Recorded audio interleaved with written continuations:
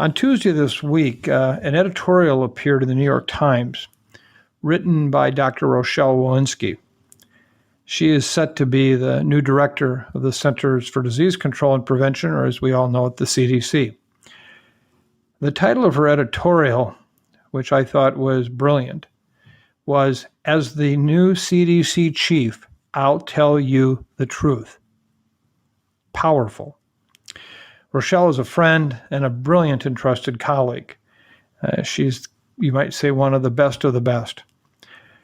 That headline not only says it all, I think it sets the bar for the entire public health world.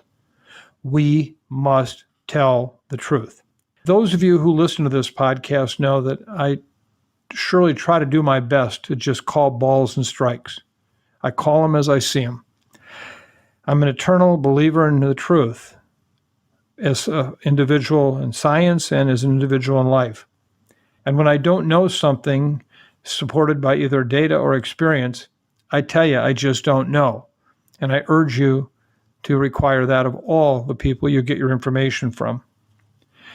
This is what prompted us to recycle last week's title for this week's episode, because the truth is, we're going even deeper into places we've never been. This time I'm calling it Places We've Never Been, Part 2. This week it's about the SARS-CoV-2 variants. I'll talk much more about those in a moment.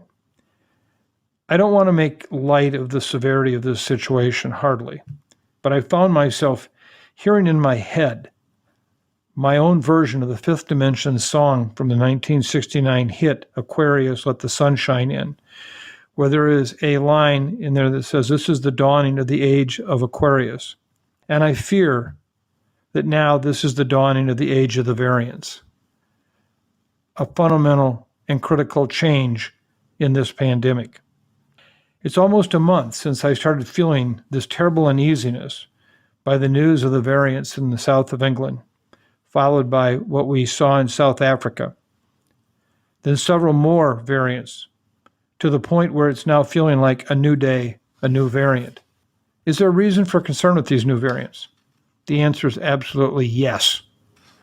There are three things they can do that will make life much more complicated for our war with this virus. First, they can prove to be more infectious.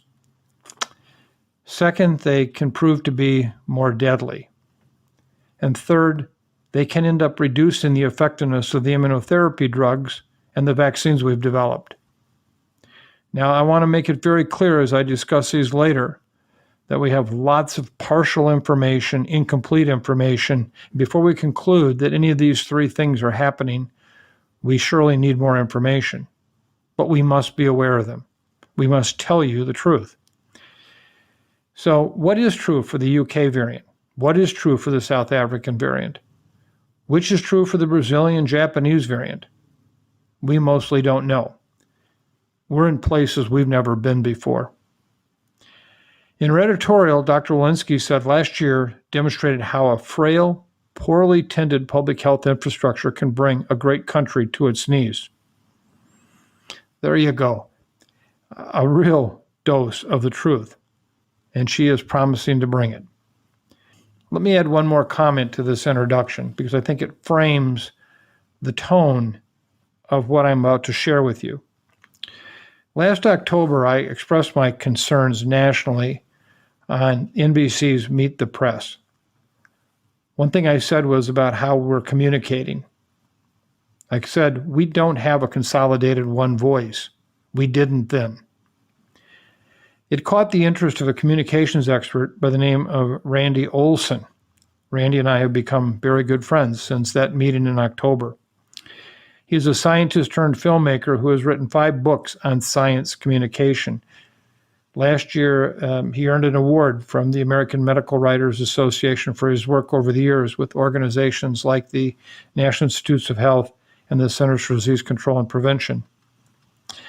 A friend connected us, and we began a collaboration that's become very important to this podcast.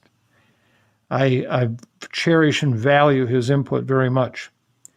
In one discussion, I was telling him about the science when he interrupted, and quite abruptly, and said, "The science is crucial, but so much of what's happening is about communication.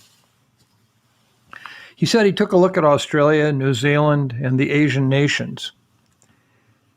They had the same science as us, same prevention and control measures, the same understanding of the virus, yet their death rate has been a world apart from ours.